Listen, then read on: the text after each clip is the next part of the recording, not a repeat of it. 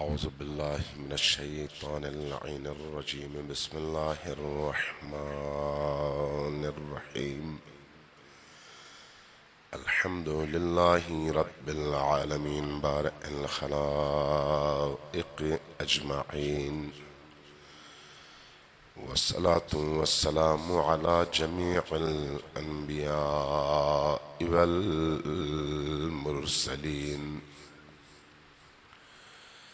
سيما من سمي في الآفاق بأحمد وفي الأرض بأبي القاسم محمد.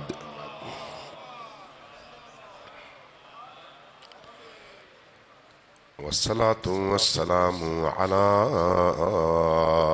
أولاده الطيبين الطاهرين، واللعنة الدائمة على أعدائهم أجمعين من يوم عداوتهم إلى قيام يوم الدين. أما بعد فقد قال الله تبارك وتعالى في كتابه المجيد، وهو أصدق القائلين وقوله الحق.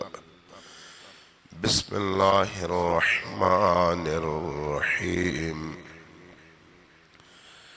بسم الله الرحمن الرحيم. قل لا أسألكم عليه أجرا إلا المودة في القربى. صلوات محمد وعلى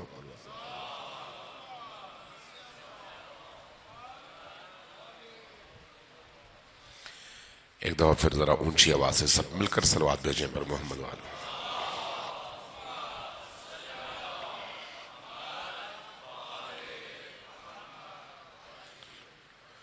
تیسری دفعہ سب مل کر وعجل فرجہم کو اونچی آواز سے کہیے، پھر دوبارہ صلوات بھیجیے بر محمد وعلى.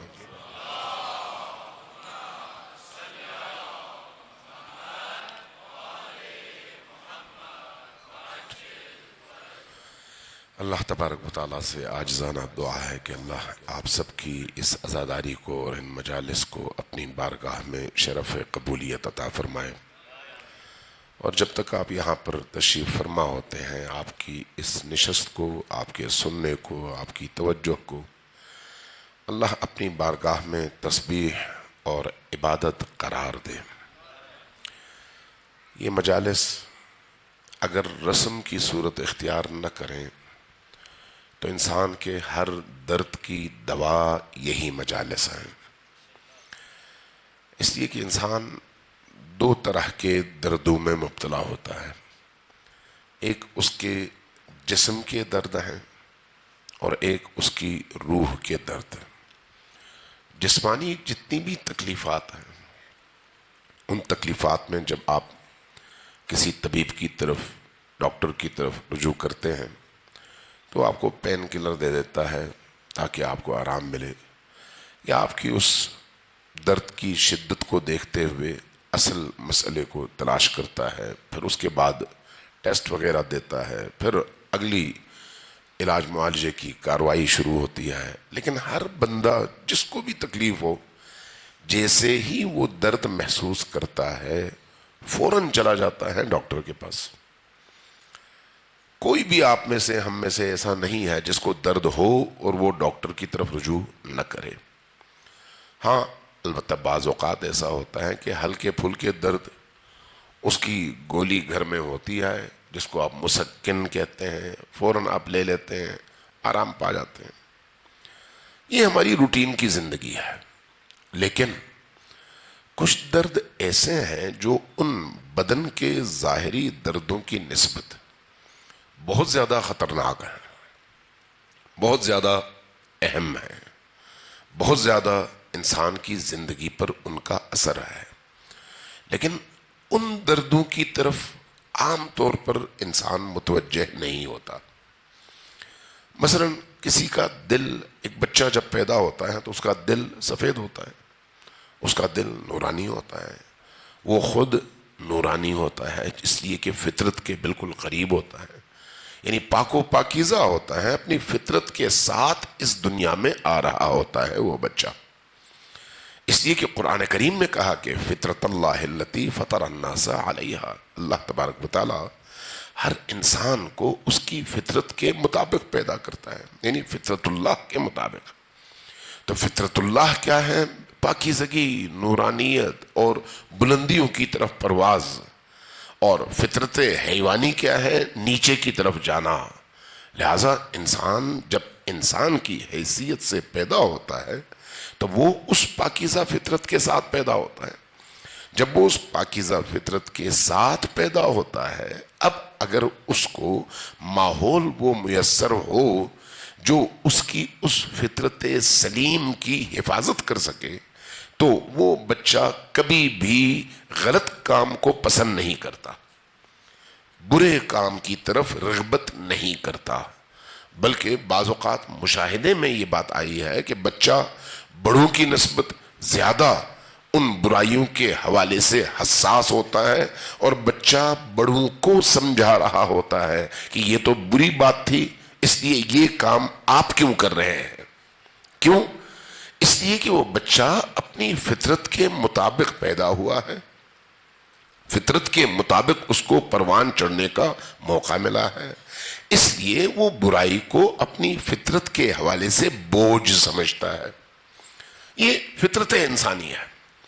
لیکن اگر اسی انسان کو اس طرح کا پاکیزہ ماحول نہ ملے، اس طرح کا فطرت کے مطابق ماحول نہ ملے، تو آہستہ آہستہ آہستہ آہستہ، ایک دم نہیں ہوتا، رفتہ رفتہ اس کا وہی دل، وہی وجود، وہی فطرت ایسی چیزوں کی عادی ہو جاتی ہے جو اس کی فطرت کے خلاف ہے. نتیجتاً برائیوں کی طرف وہ رغبت کے ساتھ جائے گا، اچھائیوں کی طرف آتے ہوئے سستی اور اپنے آپ کو سست محسوس کرے گا. اب یہ جو سستی محسوس کر رہا ہے اور برائیوں کی طرف رغبت سے جا رہا ہے، یہ تو خلاف فطرت ہے. اگر خلاف فطرت ہے تو پھر فطرت پر اس کو بوجھ ہونا چاہیے، فطرت پر پریشر آنا چاہیے. تو اس پریشر کو کیسے ختم کیا جا سکتا ہے؟ جب آپ اسلام کی تعلیمات دیکھتے ہیں، دین کی تعلیمات دیکھتے ہیں، تو دین ہمیں کہتا ہے اور بتاتا ہے کہ ایک انسان جب پہلا گناہ کرتا ہے، پہلا گناہ، تو اس پہلے گناہ کے نتیجے میں اس کے دل میں ایک سیاہ نقطہ پیدا ہوتا ہے. یہ رسول اللہ کی حدیث ہے. اس ایک سیاہ نقطے کو اگر وہ فوراً پاک کر دے، فوراً صاف کر دے، فوراً واپس اپنی فطرت کی طرف آ جائے، فوراً توبہ کر لے، فوراً اللہ کی طرف رجوع کرے، تو نتیجتاً اس کے دل کا وہ سیاہ نقطہ صاف ہو جاتا ہے اور دل دوبارہ نورانی ہو جاتا ہے.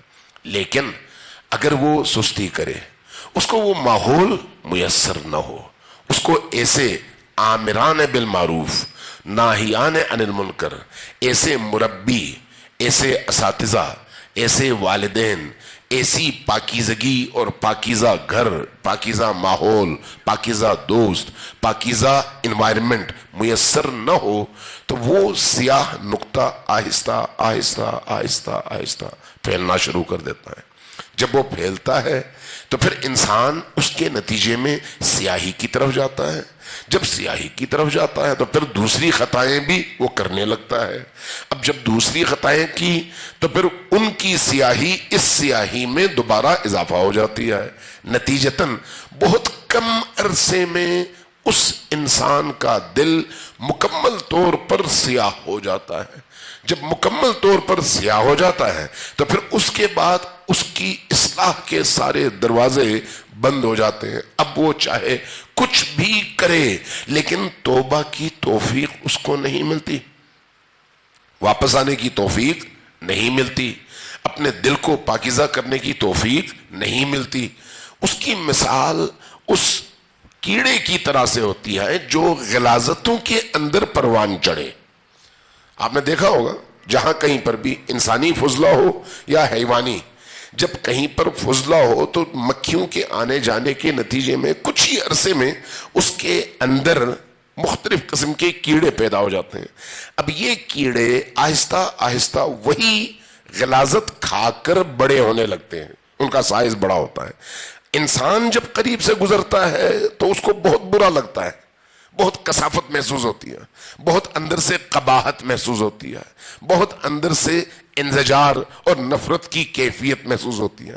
لیکن جو کیڑا اس کے اندر خود پل رہا ہے اس کو تو کوئی ایسا احساس نہیں ہے، وہ خوش ہے، وہ مزے سے وہ کھا بھی رہا ہے اور زندہ اپنی زندگی کو آگے بڑھا بھی رہا ہے. تو وہ کیڑا اصل میں ایک مثال ہے ان انسانوں کے لیے جو اس دنیا میں غلاظتوں میں زندگی گزارنے کے عادی بن کر اس طرح سے گزر جاتے ہیں کہ ان غلاظتوں کی غلاظت کا، بدنمائی کا، ان کے انزجار اور نفرت کا احساس اس وجود سے ختم ہو جاتا ہے. جب وجود سے ختم ہو جائے تو اب چاہے ان کو آپ عرق گلاب سے دھونا شروع کر دیں، چاہے آپ ان کو دنیا کے ہر بڑے کیمیکل سے دھونا شروع کر دیں، بدن کی جلد ہو سکتا ہے صاف ہو جائے لیکن اس کی روح کبھی بھی صاف نہیں ہو سکتی. جب روح کالی ہو جائے تو وہ اس کینسر زدہ بیمار سے زیادہ خطرناک ہے جو بستر مرگ پر پڑا ہوا ہے، لیکن اس کے باوجود اس کو اس بیماری کا احساس نہیں آئے. تو اس لیے یہ جو بدن اور روح کی بیماریاں ہیں، ان بیماریوں میں بدن کی بیماری ہر انسان فوراً محسوس کرتا ہے، لیکن وہ جو روح کی بیماری ہے اس کی طرف متوجہ نہیں ہوتا. اب اس کی طرف توجہ کے لیے ضروری ہے کہ انسان کو وہ انوائرمنٹ ملے، وہ ماحول ملے جو اس کے ضمیر کو زندہ رکھے، فطرت کو زندہ رکھے، اس کے اندر کے نیچرل اس طلب کو زندہ رکھے، اس کے اندر پاکیزگی کی طلب، روحانیت کی طلب، نورانیت کی طلب کو زندہ رکھے، اس کے اندر جو نور ہے، انسانی نور، ملکوتی نور، اس نور کو بجھنے نہ دے. یہ اس انوائرمنٹ کا نتیجہ ہے. تو وہ چیز جو انسان کے اندر موجود اس فطری نور کو اولاً بجھنے نہیں دیتی، ثانیاً اس کو آہستہ آہستہ جلا روشنی دے کر، پھونکے مار مار کے اور اس کو شولور کر کے اس نور کو بڑے نور میں اور اس نور کو اس سے بڑے نور میں تبدیل کر سکتی ہے، وہ ولایت علی و آل علی ہے.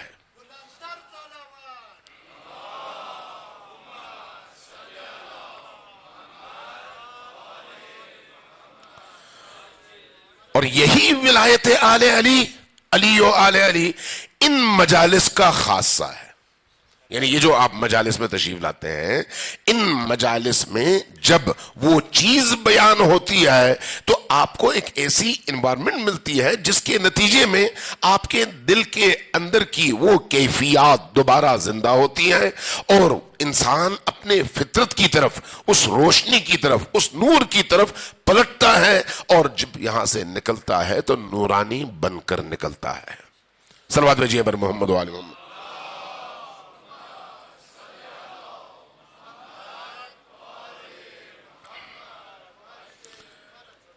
عزیزان گرامی، یہ یاد رکھیے کہ اللہ تبارک و تعالی ہمارا خالق ہے.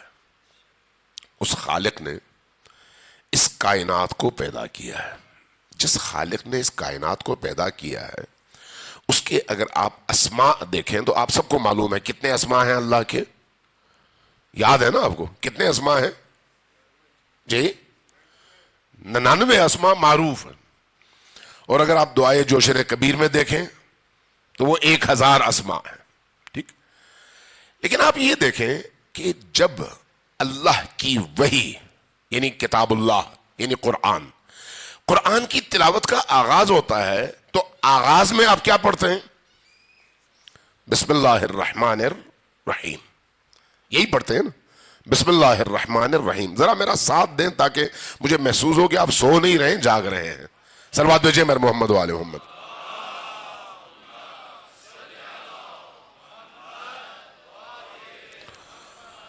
جب آپ قرآن کریم کی کسی بھی سورت کا آغاز کرتے ہیں تو آپ پڑھتے ہیں بسم اللہ الرحمن الرحیم، اس اللہ کے نام سے جو رحمان و رحیم ہے۔ تو آپ یہ کیوں نہیں کہتے جو کریم اور لطیف ہے؟ یہ کیوں نہیں کہتے جو ستار العیوب ہے؟ یہ کیوں نہیں کہتے جو بہترین رازق ہے؟ یہ کیوں نہیں کہتے جو بہترین معاف کرنے والا ہے؟ چونکہ یہ سارے معاف کرنے والا اللہ کے اسم کا ترجمہ ہے نا، رزق دینے والا اللہ کے اسم کا ترجمہ ہے نا، یعنی اللہ کے اسماء تو 99 ہیں، آپ ان 99 میں سے اس رحمت کے نام کا انتخاب کیوں کرتے ہیں؟ اس لیے کہ اللہ نے آپ سے کہا ہے، اس لیے کہ اللہ نے اس نام سے کہا ہے کہ آغاز کرو۔ تو اس کا مطلب کیا ہے؟ اس کا مطلب یہ ہے کہ اللہ تبارک و تعالیٰ نے اس پوری عالم ہستی کو، آپ کی توجہ چاہیے، اس پوری عالم ہستی کی اگر تخلیق کی ہے تو اس تخلیق کے پیچھے جو اسم خدا کار فرما ہے وہ اس کے رحمت کا اسم ہے، اسم رحمت خدا۔ وہ جو اسم رحمت خدا ہے اسی اسم رحمت کی طرف باقی تمام اسماء الہی کی برگشت ہوتی ہے، یعنی وہ تمام کے تمام اسماء 99 اسماء ان کی برگشت اس اسم رحمت خدا کی طرف ہوتی ہے، یعنی اس رحمت ہی کا نتیجہ اس کا رازق ہونا ہے، اس رحمت ہی کا نتیجہ اس کا خالق ہونا ہے، اس رحمت ہی کا نتیجہ اس کا ستار ہونا ہے، اس رحمت ہی کا نتیجہ اس کا رؤوف ہونا ہے، اس رحمت ہی کا نتیجہ اس کا لطیف ہونا ہے۔ جتنے بھی اسماء ہیں ان تمام اسماء کی پلٹ اور برگشت ہوتی ہے اس میں رحمت خدا کی طرف۔ تو اس کا مطلب یہ ہوا کہ اللہ کا وہ اسم جو اس پورے عالم پر غالب ہے وہ ہے رحمت خدا۔ اللہ کی وہ صفت جو پورے عالم پر غالب ہے وہ کیا ہے؟ صفت رحمت خدا۔ توجہ ہے نا میں کیا عرض کروں؟ صفت رحمت خدا۔ اب ذرا آپ دیکھیے کہ خود آپ کے اندر بھی رحمت موجود ہے۔ آپ کے اندر ہے یا نہیں رحمت؟ آپ اپنے بھائی سے، بہن سے، ماں سے، باپ سے، بیوی سے، بچوں سے محبت کرتے ہیں نا، تو یہ محبت کس چیز کی علامت ہے؟ اسی رحمت کی۔ اسی رحمت کے نتیجے میں باپ اپنے بچے کو روزی فراہم کرتا ہے، اسی رحمت کے نتیجے میں باپ اپنے بچے کی حفاظت کرتا ہے، اسی رحمت کے نتیجے میں ماں اپنے بچے کو گیلی جگہ سونے نہیں دیتی، خود گیلی جگہ سو جاتی ہے لیکن بچے کو خوش جگہ سلاتی ہے، اسی رحمت کے نتیجے میں ماں خود جاگتی رہتی ہے لیکن بچے کو نیند دے کر سکون پہنچاتی ہے۔ وجہ کیا ہے؟ رحمت۔ یہ رحمت اس ماں میں کہاں سے آئی؟ اللہ کی دی ہوئی روزی ہے، اللہ کی رحمت کا ایک حصہ ہے۔ اس کا مطلب یہ ہے کہ اس کائنات میں کوئی بھی چیز رحمت خدا کے دائرے سے باہر نہیں ہے، ہر چیز رحمت خدا کی مرہون منت ہے۔ آپ اس لیے آنکھ جھپکتے ہیں، ہاتھ اٹھاتے ہیں، پاؤں اٹھاتے ہیں، چلتے ہیں، کھاتے ہیں، پیتے ہیں، لوگوں سے ملتے ہیں، یہ آپ کے تمام اعمال کی برگشت اسی رحمت کی طرف ہے۔ اگر رحمت آپ کے اندر موجود نہ ہو تو آپ یہ سارے کام کر ہی نہیں سکتے۔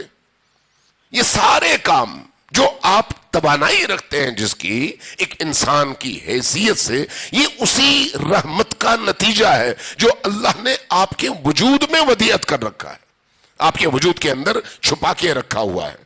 اب ذرا کائنات کو دیکھیے، کیا یہ رحمت صرف اور صرف انسانوں کے حوالے سے ہے؟ نہیں، جانوروں میں بھی یہی رحمت ہے، پرندوں میں بھی یہی رحمت ہے، آبی مخلوقات میں بھی یہی رحمت ہے۔ اس لیے آپ جانوروں کو دیکھیں، پرندوں کو دیکھیں، آبی مخلوقات کو دیکھیں، دیگر مخلوقات کو دیکھیں، اگر آپ کو یہ نظر آتا ہے کہ وہ اپنے بچے کی جان بچانے کے لیے آخری حد تک وہ جانور بھی جاتے ہیں تو اس کا مطلب یہ ہے کہ ان کے اندر رحمت خدا کا ایک ذرہ ہے، اس لیے وہ یہ کام کرتے ہیں۔ تو یہ جو رحمت خدا ہے، یہ رحمت خدا کہاں سے آیا؟ اللہ کی طرف سے۔ اللہ اگر رحیم ہے اور اس نے اس پورے عالم میں موجود تمام مخلوقات کے درمیان اس رحمت کو بانٹا ہے تو پھر وہ خود کتنا رحیم ہوگا اور کتنا رحمت کا سرچشمہ ہوگا. سوچ سکتے ہیں آپ؟ ہم سوچ سکتے ہیں من ایسے انسان. عام طور پر آپ نے سنا ہوگا بعض علماء کرام سے کہ کہتے ہیں کہ اللہ تبارک و تعالیٰ 70 ماؤں سے زیادہ رحمت کا سرچشمہ ہے اور رحم دل ہے. یہ کہا جاتا ہے نا، سنا ہوگا آپ نے. لیکن یہ بات کر کے وہ اللہ کی توہین کرتے ہیں، چونکہ اس طرح کی کوئی حدیث صحیح السند موجود نہیں ہے. اللہ اور 70 ماؤں کا کیا مقابلہ ہے؟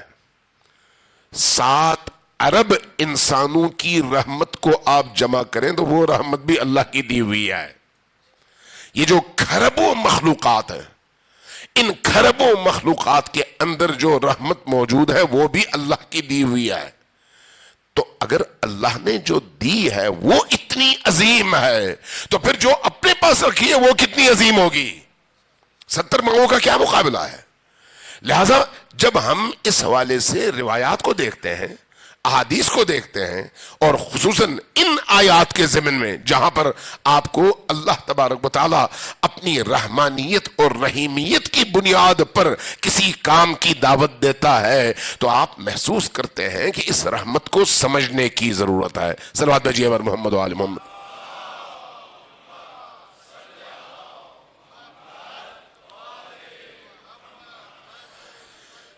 پیچھے سے چونکہ ابھی لوگ آ رہے ہیں اور آگے جگہ ہے، تھوڑا تھوڑا آگے آ جائیں تاکہ پیچھے سے آنے والوں کو جگہ مل سکے. صلوات بھیجیے بر محمد و آل محمد.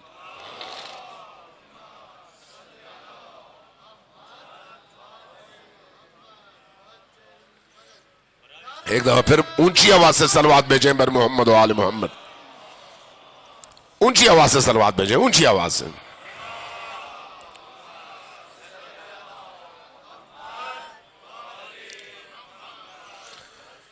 میں ایک روایت سنا دیتا ہوں آپ کو واقعی یہ چیزیں جو ہیں نا، یہ انسان کو اپنے اس بنائے ہوئے خول سے نکل کر خدا سے جڑنے میں کتنا مدد دیتی ہیں آپ اندازہ نہیں لگا سکتے. چونکہ ہماری سب سے بڑی مشکل کیا ہے؟ اللہ سے دوری. اللہ سے دوری کا مطلب کیا ہے؟ یعنی ہم اپنی اس مادی زندگی میں اور غیر فطری امور میں اتنے مصروف ہو گئے کہ وہ جو فطرت کی آواز ہے اس کی طرف ہم متوجہ نہیں ہیں.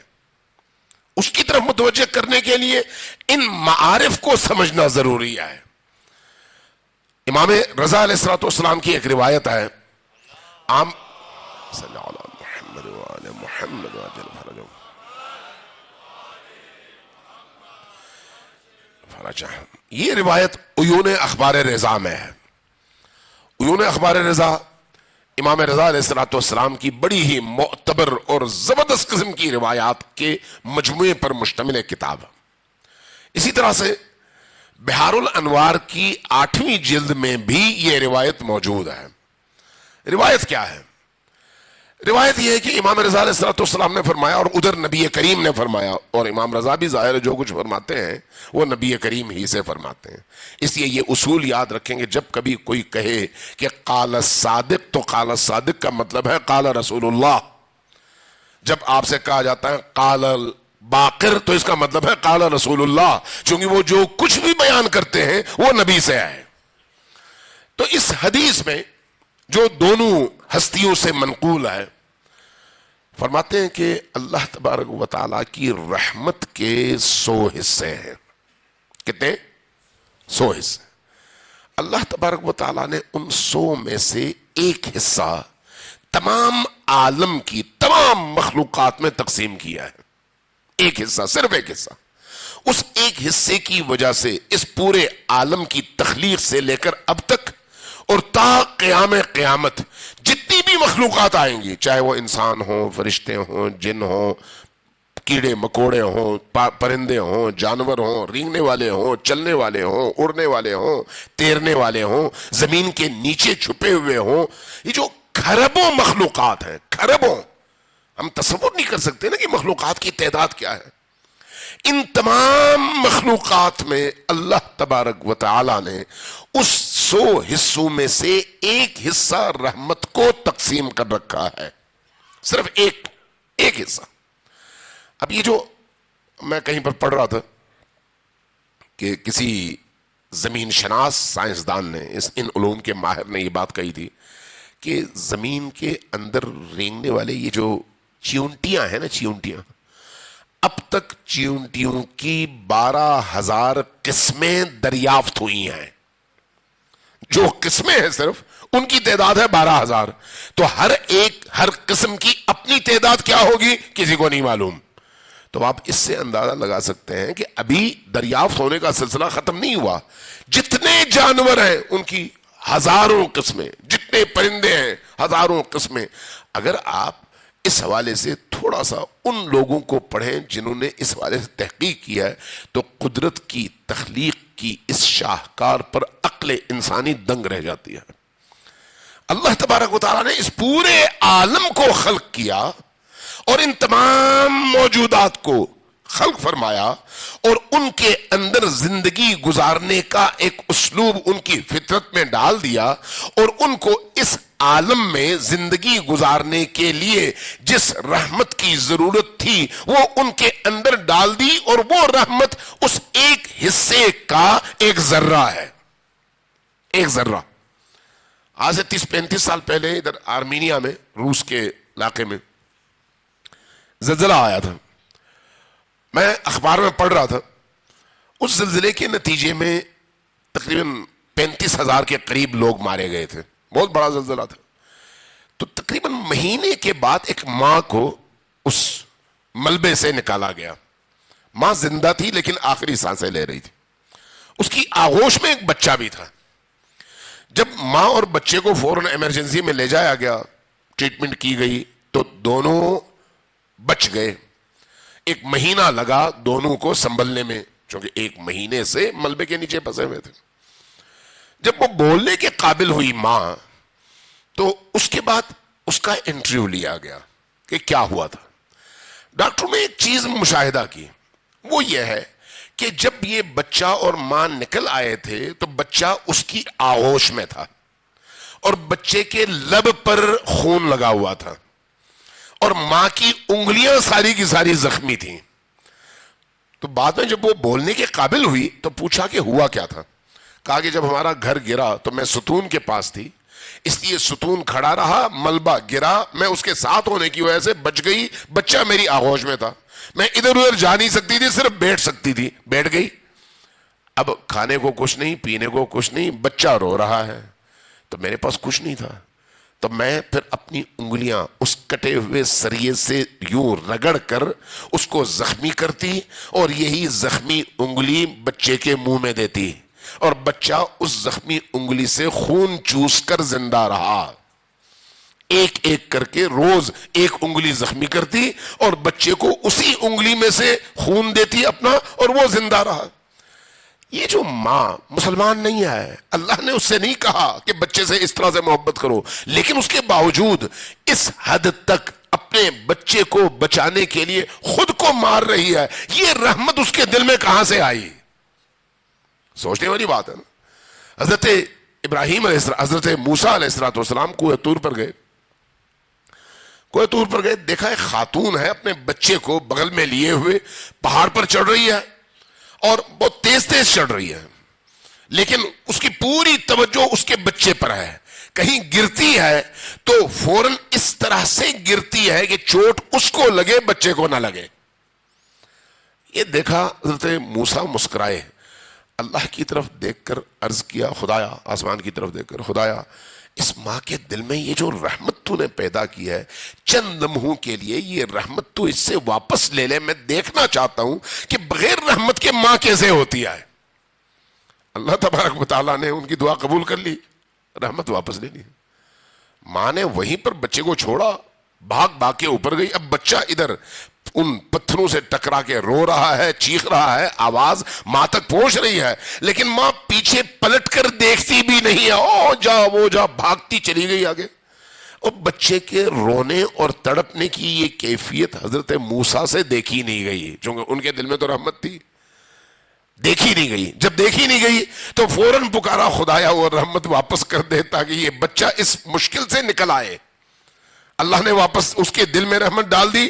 جیسے ہی اس کے دل میں رحمت واپس پہنچی، ماں نے جیسے ہی آواز سنی، پہلے بھی سن رہی تھی، اب جیسے ہی سنی پلٹ کے دیکھا، عقاب کی طرح سے تیزی سے گرتے گرتے آئی بچے کے پاس، فوراً اٹھایا، سینے سے لگایا، روتے ہوئے بچے کو چومنے لگی، بوسے دینے لگی، اور پھر سینے سے لگا کے پھر احتیاط کے ساتھ اوپر چڑھنے لگی.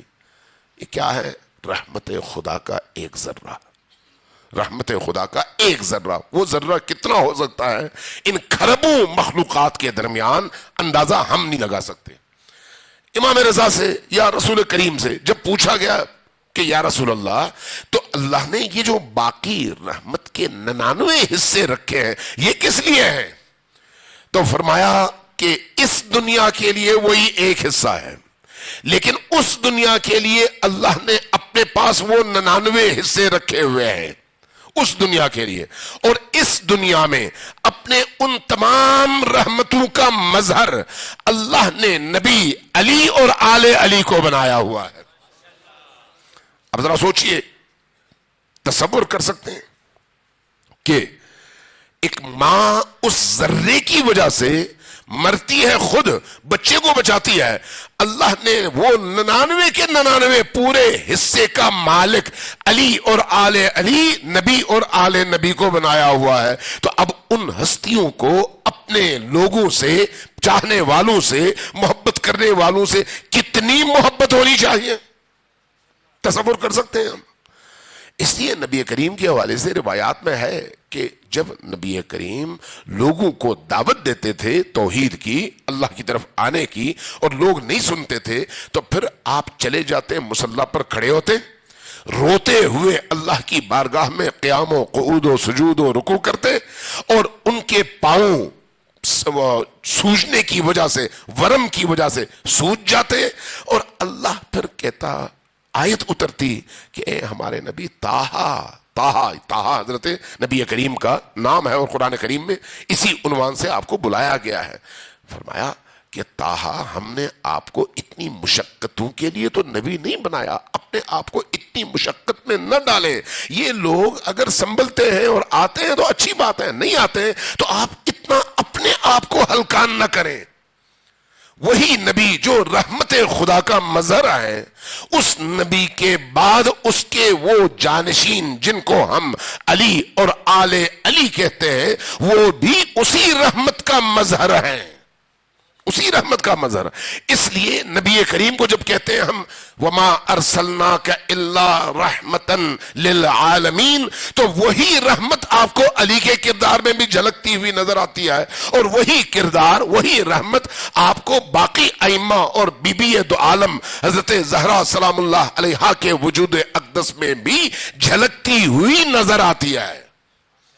اب میں بعض علماء کو جب پڑھتا ہوں تو بڑی حیرت ہوتی ہے. وہ کہتے ہیں بعض علماء کو میں نے دیکھا، کہتے ہیں میری ہمیشہ خدا سے دعا یہی ہوتی ہے، اور حضرت زہرا سے بھی، کہ اے بی بی دو عالم، قیامت میں یزید اور شمر کو کبھی معاف نہیں کرنا. تو کسی نے ان سے پوچھا کہ آپ یہ دعا کیوں کرتے ہیں، کیا وہ معاف بھی کر سکتی ہیں اتنے بڑے ظالموں کو؟ تو جواب میں فرمایا، جس ہستی کو اللہ نے اپنی رحمت کا ایسا مظہر بنا دیا ہو اس سے بعید بھی نہیں آئے. اس لیے میں یہ دعا کرتا ہوں کہ کہیں ان کو معاف نہ کیا جائے. حقیقت یہ ہے کہ اللہ کے یہ جو نمائندے ہیں، علی اور آل علی، امام حسین، باقی ہستیاں، ان رحمتوں کے مجسمے ہیں اس عالم کے اندر. اس لیے جب ان سے کوئی شخص جا کر ملتا ہے تو ادھر کی تاثیر ادھر خود بخود منتقل ہونے لگتی ہے. یہ مجالس، یہ جو جن مجالس میں ابھی آپ تشریف فرما ہے، یہ اس طرح کی دیگر مجالس، یہ انہی ائمہ ہدیٰ علیہم السلام کی رحمتوں کی تقسیم کی مجالس ہیں، ان رحمتوں کی تقسیم کی مجالس. اب ایک اور نقطہ اسی حوالے سے میں عرض کروں گا، اگر توجہ ہے تو سب مل کر ایک دفعہ اونچی آواز سے صلوات بھیجیں بر محمد و آل محمد.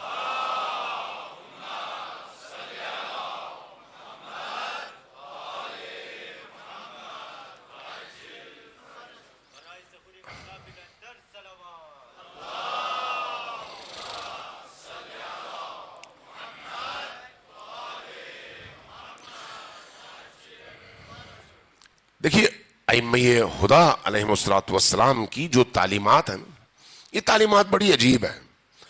معرفت جتنی بڑھے گی اتنا ہم حیرت زدہ ہوتے چلے جائیں گے. معرفت جتنی کم ہوگی ہماری حیثیت اسی حیوان کی طرح ہوگی جس میں ایک ہلکی سی معرفت ہے بس. جتنا ہم آگے بڑھتے چلے جائیں گے ذہن، دل، قلب، سوچ، ساری چیز میں وسعت آتی چلی جائے گی. اللہ تبارک و تعالیٰ بعض اوقات بعض لوگوں سے امتحان لیتا ہے. امتحان سب سے لیتا ہے، لیکن جو لوگ زیادہ پوٹینشل وائز مستعد ہوتے ہیں، ان کے اندر استعداد ہوتی ہے، ان کے اندر صلاحیت ہوتی ہے کہ امتحان میں بہتر نمبر میں کامیاب ہو سکے، ان سے اللہ زیادہ امتحان لیتا ہے. اس لیے آپ دیکھتے ہیں کہ طول تاریخ میں بڑے بڑے نمرود گزرے، فرعون گزرے، ابو جہل گزرے، ابو لہب گزرے، یزید گزرے، باقی اس کے آبا اجداد اور اس طرح کے بڑے بڑے لوگ تاریخ میں گزرے. ان کے امتحانات آپ کو نظر نہیں آتے، لیکن ان کے مقابلے میں حضرت آدم سے لے کر حضرت خاتم تک جتنے بھی انبیاء آئے، ان تمام انبیاء کو کسی نہ کسی پہلو سے آپ کسی نہ کسی بڑے امتحان سے گزرتا ہوا دیکھتے ہیں. یہ امتحانات صرف نیکوں کے لیے کیوں ہیں، بروں کے لیے کیوں نہیں آئے؟ اس لیے کہ یہ امتحان اس انسان کی تربیت کا اور اس کی انسانی صلاحیتوں کو اجاگر کرنے کا ذریعہ ہے، تاکہ اس امتحان سے گزرنے کے بعد وہ جس مقام تک پہنچتا ہے وہ مقام اس قابل ہو کہ وہ اس مقام پر اللہ کی رحمتوں کو اپنے وجود میں سمیٹ سکے اور اس رحمت کے ذریعے سے بندگان خدا کی خدمت کر سکے. اللہ کی ان رحمتوں کو اپنے وجود میں سمو سکے، اس لیے ان سے امتحان لیا جاتا ہے. انبیاء اس لیے آپ دیکھتے ہیں کہ جتنے بھی بڑے بڑے انبیاء ہیں مختلف قسم کے امتحانات سے گزرے ہیں. حضرت ابراہیم کے امتحانات دیکھ لیں، حضرت نوح کے امتحانات دیکھ لیں، حضرت ایوب کے امتحانات دیکھ لیں، حضرت یونس کے امتحانات دیکھ لیں، حضرت یحییٰ کے امتحانات دیکھ لیں، خود حضرت موسیٰ کے امتحانات دیکھ لیں، حضرت یوسف کے امتحانات دیکھ لیں. کون سا ایسا نبی ہے جس سے امتحان نہیں لیا گیا؟ اور امتحان بھی ہماری طرح نہیں. ہمارے ہاں اگر کوئی شادی ہو جائے 5 سال بچہ نہ ہو تو پریشان ہو جاتے ہیں، کہتے 5 سال ہو گئے بچے نہیں ہو گئے، یہ بڑا امتحان ہے. حضرت ابراہیم کو اللہ نے 100 سال کی عمر میں حضرت اسماعیل عطا کیا ہے. کس عمر میں؟ 100 سال کی عمر میں. کتنا لمبا امتحان تھا سوچ سکتے ہیں. ہمیں اگر کوئی بندہ عام طور پر یہاں پر مجھے نہیں معلوم لیکن باقی علاقوں میں عام طور پر کسی کے خلاف کوئی ایف آئی آر کٹ جائے نا کہ بھئی فلان جگہ عزاداری کی وجہ سے، لاؤڈ سپیکر کی وجہ سے، یا عزاداری کی مجلس کے انعقاد کی وجہ سے فلان شخص کے خلاف ایف آئی آر کٹ گئی، تو لوگوں میں ایک ہڑپوں سی مچ جاتی ہے. او پتہ نہیں کتنی بڑی مصیبت آئی ہے، ایک ایف آئی آر کٹی ہے، بھئی کیا مصیبت آئی ہے، کون سی بڑی مصیبت ہے؟ جبکہ ہم جب ان اولیاء اللہ کو دیکھتے ہیں تو حضرت یوسف جیسے بہترین اور باکمال ترین نبی کو 20 سال تک امتحانات سے گزرنا پڑتا ہے. کتنا؟ 20 سال. 20 سال کوئی کم عرصہ ہے نہیں، مسلسل امتحانات. مجھے نہیں معلوم آج اتنا وقت ملے گا کہ میں اس پر گفتگو کر سکوں یا نہیں، میں صرف اشارتاً گزرتا ہوں. آپ دیکھیں جب حضرت موسیٰ کو، حضرت یوسف کو ان کے والد سے بھائیوں نے لیا اور ساتھ لے کے چلے تو اپنی دانش میں تو ان کو قتل کرنے کے لیے کنویں میں ڈالا ہے نا. یہیں سے ان کا امتحان شروع ہوا. 12-13 سال کا نوجوان بچہ، امتحان یہیں سے شروع ہو گیا. کنویں میں گر گئے اور اس کے بعد زاروں قطار اللہ سے راز و نیاز کر رہے ہیں. اور جب کنویں سے نکالا بھی تو غلام بن گئے. ایک نیا امتحان. غلام بن کر بھی ایک عرصے تک در بدر والدین سے، ماں سے، عزیز و اقارب سے، اپنے نبی والد سے دور اس چھوٹی سی عمر کا بچہ اور اجنبیوں کے درمیان اور غلامانہ فکر کے حامل لوگوں کے ہاتھ میں اور ان کی خدمت پر معمور. امتحان نہیں آئے. اور کتنا بڑا امتحان ہے. یہاں تک کہ عزیز مصر کے دربار میں پہنچے، وہ بھی ایک امتحان ہے. ایک عرصہ وہاں پر گزارا، وہ بھی ایک امتحان ہے. جہاں مادی امتحانات کا سامنا کرنا پڑتا ہے، بھوک کا امتحان، محنت و مشقت کا امتحان، زخموں کا امتحان، مار کھانے کا امتحان، اور خوف کا امتحان، وہیں پر خواہشات نفسانی کا امتحان بھی آئے، اور وہ امتحان ان امتحانات سے زیادہ بڑا ہے۔ حضرت یوسف جب اسی محل میں جہاں عزیز یوسف رہتا ہے، عزیز مصر رہتا ہے، جب وہاں پر رہے، اب آپ کی جوانی اپنے جوبن پر ہے، تو مصر کی خواتین اور خصوصاً زلیخا کی نظر میں اب یہ ایک ایسے ہیرو کے طور پر جس کی طرف وہ پرکشش انداز میں دیکھتی بھی ہے اور جانا بھی چاہتی ہے۔ اب قرآن اس واقعے کو جو بیان کرتا ہے 2 جملوں میں، کہتا ہے کہ قرآن کریم کہتا ہے کہ حضرت زلیخا نے یوسف کو بلایا اپنے محل میں، دروازہ کھولا، یہ داخل ہوئے، دروازہ بند کیا، اندر گئے، دوسرے حال میں دروازہ کھولا، بند کیا، ان کو اندر لے گئی، اس سے اگلے حال میں گئے، کھولا دروازہ، ان کو اندر لے گئی، دروازہ بند کیا یعنی تالا لگایا، قفل لگایا، چابیاں زلیخا کے ہاتھ میں، یہاں تک کہ تمام دروازے بند کرنے کے بعد جب پہنچی اپنے بیڈ روم میں، تو پھر اس کے بعد اپنے آپ کو یوسف کے سامنے پیش کر دیا۔ اب یہ سب سے بڑا امتحان ہے یوسف کا، باقی امتحانات ایک طرف، لیکن یہ سب سے بڑا امتحان ہے۔ اور اس امتحان میں اب اللہ یہاں پر کیا کہتا ہے؟ اللہ کہتا ہے وَغَلَّقَتِ الْأَبْوَابِ وَقَالَتْ حَيْتَ لَكَ، تمام دروازے یکے بعد دیگرے بند کرتی گئی، اور جب سارے دروازے بند کر لیے تو اس کے بعد یوسف کی طرف رخ کیا اور کہا اے یوسف میں تیار ہوں، آؤ میری خواہش پوری کرو۔ حضرت یوسف کا کیا حال ہونا چاہیے؟ اتنا بڑا امتحان ہے، اتنا بڑا امتحان، اللہ کے نبی ہیں، اتنا بڑا امتحان ہے۔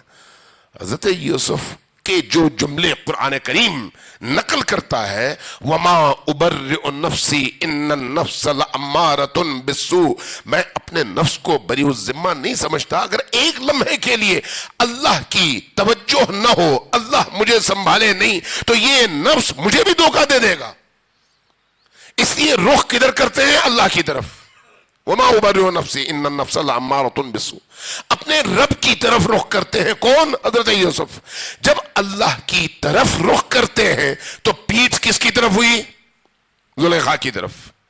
یہ جو اللہ کی طرف رخ کیا، زلیخا کی طرف پشت کی، اور بند دروازوں کی طرف بھاگے، دروازہ بند ہے پتہ ہے، تالا لگا ہوا ہے پتہ ہے، چابی نہیں ہے پتہ ہے، لیکن اس بند دروازے کی طرف جاتے ہیں اور اس یقین کے ساتھ جاتے ہیں کہ میں اللہ کی طرف سفر کر رہا ہوں، اور پیچھے سے زلیخا ہاتھ مارتی ہے، قمیض پھٹ جاتی ہے، ایک حصہ زلیخا کے ہاتھ میں آتا ہے، اور یہی حصہ یوسف کی بے گناہی کا گواہ بن جاتا ہے، اور یوسف اس بند دروازے کی طرف جاتے ہیں، اور قرآن یہاں پر کہتا ہے کہ پھر کیا ہوا؟ اچانک سامنے دیکھا یوسف نے بھی اور زلیخا نے بھی کہ عزیز مصر کھڑا ہے۔ تو یہ سامنے ان بند دروازوں سے عزیز مصر اندر آیا تھا، یا یوسف آگے آگے زلیخا پیچھے پیچھے؟ یہ لوگ اس محل کے ان تمام کمروں سے باہر نکلے تھے، ظاہر ہے یہ لوگ باہر نکلے تھے۔ اگر یہ لوگ نکلے تھے، یوسف آگے ہیں، زلیخا پیچھے ہیں، تو وہ جو بند دروازے ہیں، وہ دروازے یوسف کے پاس چابی تو نہیں تھی، کس نے کھولا؟ اس رب نے جس کی طرف یوسف نے رخ کیا۔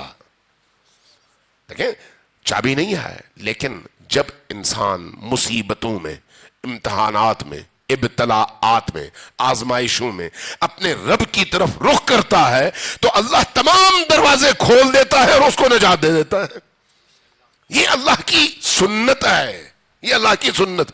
اب جب یہ ان تمام امتحانات سے یوسف کامیاب ہوئے تو پھر جیل میں اتنے عرصے 7 سال، اور جب وہاں سے نکل آئے تو پھر جس مقام تک اللہ نے یوسف کو پہنچایا وہ عجیب ہے۔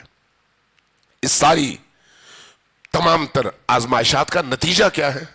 جب ان تمام آزمائشات سے یوسف کامیاب ہو کر نکلے تو اللہ نے اس یوسف کو اپنی رحمت کا ایسا مظہر بنا دیا کہ صرف یوسف عزیز مصر نہ بنے، بلکہ یوسف کی بدولت پورے مصر کے اندر جو قحط سالی تھی اور اس کا شکار وہ انسان تھے بے تحاشا بڑی تعداد میں، ان تمام انسانوں کی سختیاں اس یوسف کی رحمت کے مظہر بننے کی وجہ سے سختیاں دور ہوئی، قحط سالی دور ہوئی، اور ان پر اللہ کی رحمتوں کی بارش ہوئی، اور ان رحمتوں کا منبع اور مخزن یوسف کی ذات ہے۔ تمام مشکلات سے قوم نکل آئی، کس کی وجہ سے؟ یوسف کی وجہ سے۔ یوسف کی وجہ سے کیوں؟ اس لیے کہ یوسف ان تمام امتحانات سے گزر کر مظہر رحمت خدا بن گئے۔ اللہ تبارک و تعالی جب عطا کرتا ہے تو انسان کو ان مصیبتوں سے نکلنے کے بعد، آزمائشات میں کامیاب ہونے کے بعد، اس کو اپنی رحمت کا ایسا مظہر بنا دیتا ہے کہ اس رحمت کے نتیجے میں باقی تمام انسان اس سے فیض پاتے ہیں۔ حضرت یوسف اس کی ایک زندہ مثال، وہی یوسف جس سے اس مصر کے تمام شہریوں نے یہ رحمت پائی اور عذاب سے نکلے، قحط سالی سے نکلے، بھوک سے نکلے، افلاس سے نکلے، وہی یوسف اپنے باپ کے لیے بھی رحمت ہے۔ کیوں؟ اس لیے کہ اپنی قمیض بھیجی، اور اسی قمیض کو جب حضرت یعقوب نے اپنی آنکھوں سے لگایا تو ان کی نابینائی ختم ہوئی، بینائی واپس آ گئی۔ رحمت یوسف کا اظہار۔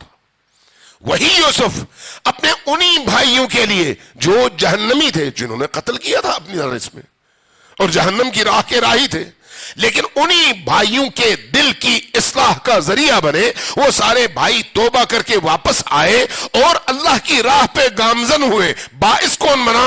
یوسف علیہ السلام، جو رحمت خدا کا مظہر بنے ہوئے تھے۔ یہ جو اللہ تبارک و تعالیٰ کے امتحانات ہیں، وہ امتحانات ایسے ہوتے ہیں۔ یہ جو آپ کی مجالس ہیں، ایک دفعہ صلوات بھیجیے پر محمد و آل محمد۔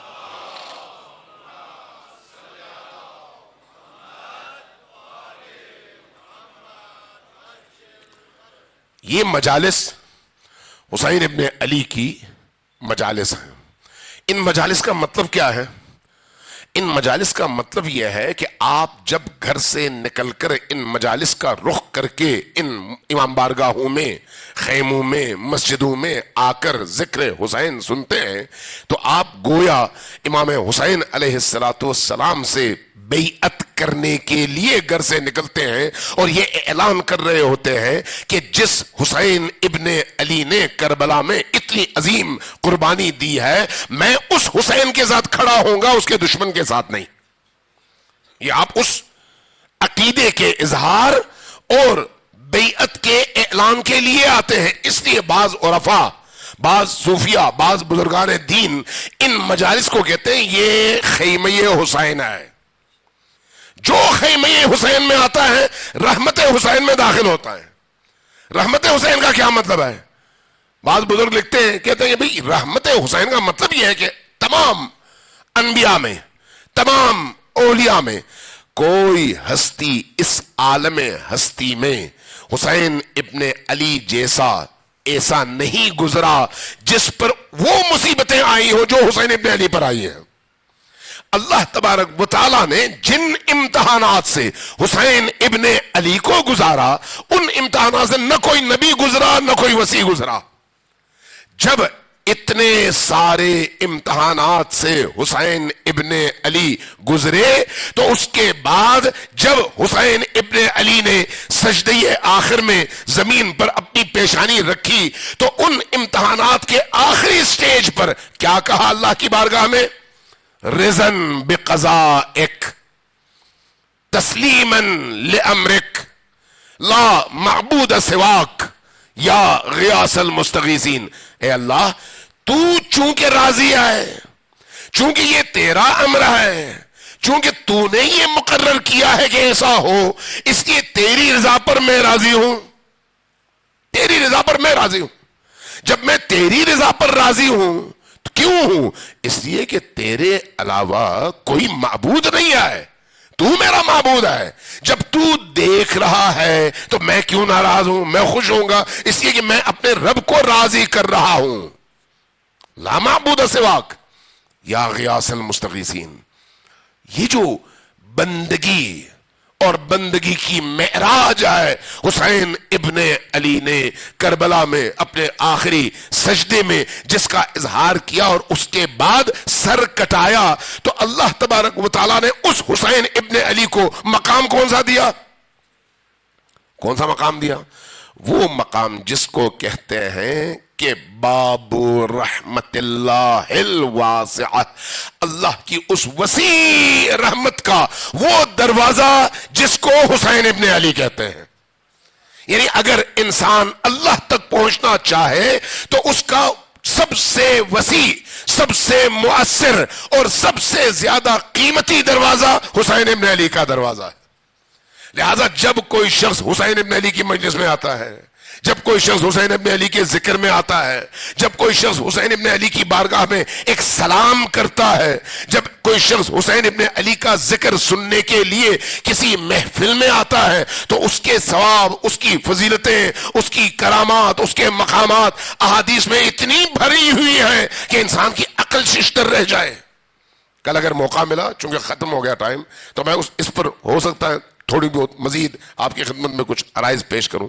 تو اللہ تبارک و تعالیٰ نے حسین ابن علی کو اپنی اس وسیع رحمت کا ایسا دروازہ بنا دیا ہے کہ اب قیامت تک جو بھی انسان اللہ تک پہنچنا چاہے، اللہ کی رحمتوں کا حصول چاہے، اپنی سختیوں سے نکلنا چاہے اور اپنے وجود کو نورانی کرنا چاہے، اللہ کی عبودیت کی لذت پانا چاہے، اپنے دل کی تاریکیوں کو ختم کرنا چاہے، نور میں تبدیل ہونا چاہے، تو ایک ہی دروازہ ہے جس کو حسین ابن علی کا دروازہ کہتے ہیں۔ صلوات واجہ امیر محمد و آل محمد۔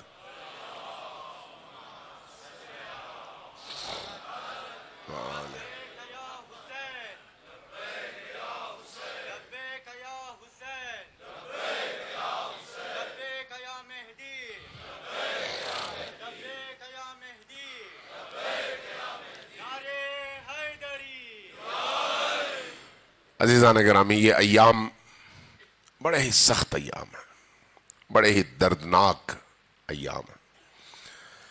کربلا میں اس کے دو رخ ہیں، دو رخ۔ ایک عصر عاشور سے پہلے کا کربلا ہے اور دوسرا عصر عاشور کے بعد کی کربلا ہے، اور ایک اور نیا رخ ہے۔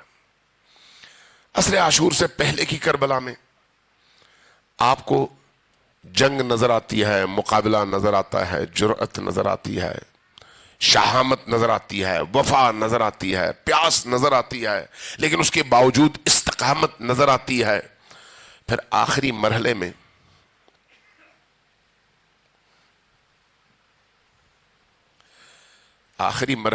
آپ کو کٹے ہوئے سر نظر آتے ہیں۔ آخری مرحلے میں آپ کو وہ بدن نظر آتے ہیں جن پر گھوڑے دوڑا دیے گئے۔ آخری مرحلے میں آپ کو وہ میدان نظر آتا ہے جہاں پر ان بدنوں کے اوپر سروں کو چھروں سے اور خنجروں سے کاٹا گیا۔ یہ ایک رخ ہے۔ اور دوسرا رخ وہ ہے جس میں اب حسین نہیں ہے، اب عباس نہیں ہے، اب علی اکبر نہیں ہے، حبیب ابن مظاہر نہیں ہے۔ اب کون ہے؟ اس ٹوٹے ہوئے، لٹے ہوئے، آزردہ خاطر، زخمی اور پریشان حال قافلے کا علم علی کی بیٹی زینب کے ہاتھ میں نظر آتا ہے۔ زینب کبریٰ، استقامت کا وہ عظیم پہاڑ، برداشت کا وہ عظیم پہاڑ، وہ خاتون جو خاتون تو ہے لیکن اربوں کھربوں مردوں سے بڑی مرد ہے اور جری ترین خاتون۔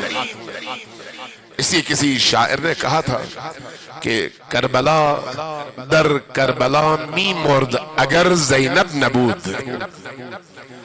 یہ زینب ہیں جنہوں نے کربلا کو زندہ کیا، یہ زینب ہیں جنہوں نے کربلا کے شہداء کی کٹی ہوئی گردنوں کی اس ندا کو تا قیامت انسانوں تک پہنچایا۔ یہ زینب کبریٰ ہے جنہوں نے بھائی کی شہادت کے بعد اس شجاعت اور استقامت کے علم کو اپنے ہاتھوں میں لے کر دنیا کو بتایا ہے کہ علی کی بیٹی بھی علی کے بیٹے کی طرح سے ہے اور فرق کوئی نہیں ہے۔ دو تین پہلو ہیں، ٹائم کم ہے، میں صرف اشارتاً گزرتا ہوں۔ آپ ظاہر ہے جیسے ہی تذکرہ آتا ہے آپ کا دل بھر آتا ہے اور آنکھوں سے اشک رواں ہو جاتے ہیں۔ کیوں نہ ہو جب دل میں عشق علی اور آل علی ہو۔ یہ عشق علی ہے، یہ مودت علی ہے، یہ مودت حسین، مودت فاطمہ الزہرا کا نتیجہ ہے کہ جیسے ہی ان مظلوموں کا تذکرہ ہو انسان کی آنکھیں بھر آئیں اور پورا وجود کانپنے لگے اور انسان رونا شروع ہو جائے۔ دیکھیے حمید ابن مسلم کربلا کے عصر کے بعد کے واقعات کو جو نقل کرتا ہے نا تو اس میں جو سب سے پہلا واقعہ نقل کرتا ہے وہ بڑا عجیب ہے۔ کہتا ہے میں نے یہ دیکھا کہ جب حسین شہید ہو گئے نا تو اس کے بعد یہ جو حسین کے قافلے کی خواتین تھیں ان خواتین نے دیکھا کہ لشکر اشقیاء کا رخ خیموں کی طرف ہوا ہے اور اب وہ مال و اسباب لوٹ رہے ہیں۔ انہوں نے بڑی مقاومت کی کہ بچایا جا سکے لیکن بچایا نہ جا سکا، مال لٹ گیا لیکن ان ظالموں نے اس پر اکتفا نہیں کیا، مال لوٹنے کے بعد خیموں کو آگ لگانا شروع کر دیا۔ جب خیمے جلنے لگے تو اب اس کیفیت میں ان خیموں میں رہا نہیں جا سکتا تھا۔ اب یہ خواتین اور معصوم چھوٹے چھوٹے بچے، کوئی کہتا تھا واہ حسینہ، کوئی کہتا تھا واہ اماں، کوئی کہتا تھا واہ علیہ اور کوئی کہتی تھی واہ یا رسول اللہ، اور انہی نداؤں کے ساتھ اپنے خیموں سے نکلی اور کربلا کی اس صحرا میں تاریکیوں میں پناہ لینے لگی۔ حمید ابن مسلم کہتا ہے کہ میں نے ایسے میں دیکھا ابھی خیمے جل رہے تھے، ساری خواتین نکلی صحرائے کربلا میں بکھر گئی، لیکن میں نے ایک خاتون کو دیکھا، اونچے قد کی خاتون تھی، ایک خیمے میں بار بار جاتی تھی آتی تھی، بار بار جاتی تھی پھر باہر آتی تھی، بھاگتی نہیں تھی۔ میں نے پوچھا یہ خاتون کون ہے؟ کہا علی کی بیٹی زینب ہے۔ میں نے پوچھا یہ بھاگتی کیوں نہیں ہے؟ جواب ملا کہ خیمے کے اندر حسین ابن علی کا بیمار بیٹا سید الساجدین غشی کے عالم میں ہے، اس کو چھوڑ کر جا نہیں سکتی، اٹھا کر لے کر آ نہیں سکتی۔ کہتا ہے میں نے دیکھا کہ باقی خواتین نے مدد دی اور زین العابدین علیہ السلام کو خیمے سے جیسے ہی لے کر باہر آئے آگ اس خیمے تک بھی پہنچ گئی اور پھر وہ خیمہ بھی جلنے لگا۔ کہتا ہے میں نے جب یہ منظر دیکھا تو میرا دل خون کے آنسو رو رہا تھا کہ یہ فاطمہ الزہرا کی بیٹیاں تھیں جن کے ساتھ یہ سلوک ہو رہا۔ کہتا ہے میں نے اچانک میری نگاہ پڑی کربلا میں یہ جو چھوٹے چھوٹے بچے ہیں نا ان بچوں کی تعداد بہت زیادہ ہے، بعض روایات میں 25 کی تعداد نقل کی گئی ہے۔ کہتا ہے میں بچوں کو دیکھ رہا تھا، ایک بچی پر میری نگاہ پڑی، بچی چھوٹی سی تھی، 3 سے 4 سال کی اس کی عمر تھی۔ میں نے دیکھا کہ بچی کے دامن پر آگ لگی ہوئی ہے اور بچی اس دامن کے آگ کی وجہ سے پریشان ہے اور رو رہی ہے۔ میں قریب گیا تاکہ بچی کے دامن کی آگ بجھا سکوں، جیسے ہی مجھے اس نے قریب آتے دیکھا ڈر گئی اور تیزی سے بھاگنے لگی۔ جب وہ بھاگی تو میں دوڑ کر گیا، آگے سے روکا اور سب سے پہلے اس کے دامن کی آگ بجھائی۔ جیسے ہی میں نے دامن کی آگ بجھائی اس بچی نے عجیب نگاہوں سے میری طرف دیکھا، گویا نگاہوں سے پوچھ رہی ہو کہ تم عجیب آدمی ہو، یہاں پر جتنے بھی لوگ آئے وہ مارنے والے تھے، وہ لوٹنے والے تھے، وہ جلانے والے تھے، تم پہلے شخص ہو جو آگ بجھانے آئے ہو۔ میں نے جب یہ سوال اس کی آنکھوں میں دیکھا تو میں نے کہا بیٹی یہ تمہاری عمر میں دیکھ رہا ہوں، چھوٹی سی بچی ہو 3 سے 4 سال کی، تمہارا سر، تمہارا بدن، تمہارے کندھے زخمی ہیں، تمہارے کان کی لو پھٹی ہوئی ہے، تمہارے رخسار سیاہ ہے، تم پر اتنا ظلم کس نے کیا، تمہارا بدن زخمی کیوں ہوا؟ کہا کہ ان ظالموں نے جب ہماری چادریں اور مقنعے چھیننے چاہے ہے تو نیزے کی انیاں استعمال کی اور اس کی وجہ سے میرا بدن زخمی. میں نے کہا بیٹی تمہارے کان کی لو کیوں پھٹی ہوئی ہے؟ کہا میرے بابا نے مجھے بالیاں پہنائی تھی، ان ظالموں نے اتنے زور سے کھینچی کہ میرے کان کی لو پھٹ گئی اور خون رسنے لگا. میں نے کہا بیٹی یہ تمہارے چہرے اور رخسار کا رنگ سیاہ ہو چکا ہے، یہ وجہ کیا ہے؟ کہا ان ظالموں نے اتنے تمانچے مارے کہ میرے چہرے کی رنگت تبدیل ہو.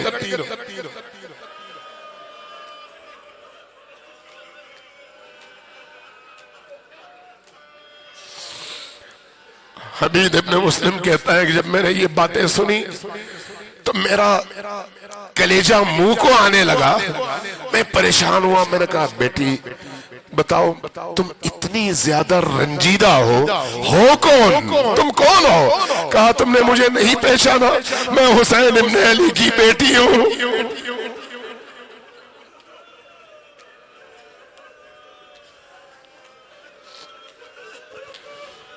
میں نے کہا بیٹی اگر تم حسین ابن علی کی بیٹی ہو تو مجھے بتاؤ میں کیا کروں جس سے تمہارا یہ درد کم ہو. تو اس بچی نے ایک ایسا جملہ کہا کہ میرے تن بدن کے رونگٹے کھڑے ہو گئے. بچی نے کیا کہا؟ کہا لگتا ہے تم اچھے انسان ہو، میں نے سنا تھا کہ میرے جد علی مرتضیٰ کوفہ کی طرف کہیں پر دفن ہے، مجھے ذرا وہاں کا رستہ بتا دو.